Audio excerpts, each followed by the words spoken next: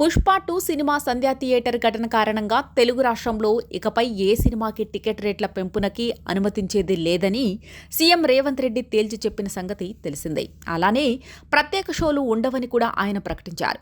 ఏకంగా తెలంగాణ అసెంబ్లీలో సీఎం రేవంత్ రెడ్డి తాను అధికారంలో ఉన్నన్ని రోజులు ప్రత్యేక షోలకు అనుమతి ఇవ్వనంటూ ప్రకటన చేసి ఇండస్ట్రీకి పెద్ద షాక్ ఇచ్చారు. ఈ నేపథ్యంలో ఇండస్ట్రీ వర్గాలు టికెట్ రేట్ల పెంపుపై ఆశలు వదిలేశాయి. దీంతో పెద్ద సినిమాలు ఇకపై నైజాం ఏరియాలో రెగ్యులర్ రేట్లతోనే నడవాల్సి ఉంటుందని ఆవేదన వ్యక్తం చేస్తున్నారు. సినీ ప్రముఖులు అంతా వెళ్లి సీఎం రేవంత్ రెడ్డి భేటీ అయినా కూడా ప్రయోజనం కలగలేదు. రేవంత్ రెడ్డి ఆ సమయంలో టికెట్ రేట్ల విషయంలో అసెంబ్లీలో తాను చేసిన ప్రకటనకు కట్టుబడి ఉంటానని అన్నారు. సంధ్యా థియేటర్ ఘటన విషయంలో ప్రభుత్వం చాలా సీరియస్గా ఉంది. టికెట్ రేట్ల పెంపునకి ముందస్తుగానే అనుమతి ఇచ్చినా, ప్రత్యేక షోలకు అనుమతి ఇచ్చినా తగిన జాగ్రత్తలు తీసుకోకుండా ప్రాణాలు తీశారు అంటూ రేవంత్ సర్కార్ సినీ ఇండస్ట్రీస్పై అసంతృప్తిగా ఉన్నారు.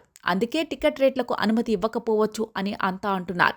కానీ దిల్ రాజు మాత్రం తన ప్రయత్నాలు ఆపడం లేదు. ప్రస్తుతం ఆయన తెలంగాణ ఫిల్మ్ డెవలప్మెంట్ చైర్మన్గా ఉన్నారు కనుక ఆయన ఆ హోదాలో అయినా గేమ్ చేంజర్కి ప్రత్యేక అనుమతులు తెచ్చుకుంటారనే అభిప్రాయాన్ని కొందరు వ్యక్తం చేస్తున్నారు.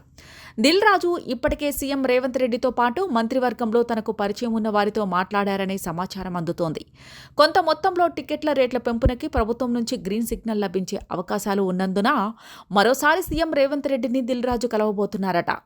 గేమ్ చేంజర్ సినిమాకి టికెట్ రేట్ల పెంపునకి అనుమతి వస్తే సంక్రాంతికి రాబోతున్న డాకు మహారాజ్, సంక్రాంతికి వస్తున్నాం సినిమాలకి రేట్ల పెంపు అనుమతులు వచ్చే అవకాశాలు ఉన్నాయి. సినిమా విడుదలకు మరో వారం రోజుల సమయం ఉంది కనుక ప్రభుత్వం నుంచి 1-2 రోజుల్లో అనుమతి చెప్పుకునే విధంగా దిల్ రాజు ప్రయత్నాలు చేస్తున్నారట.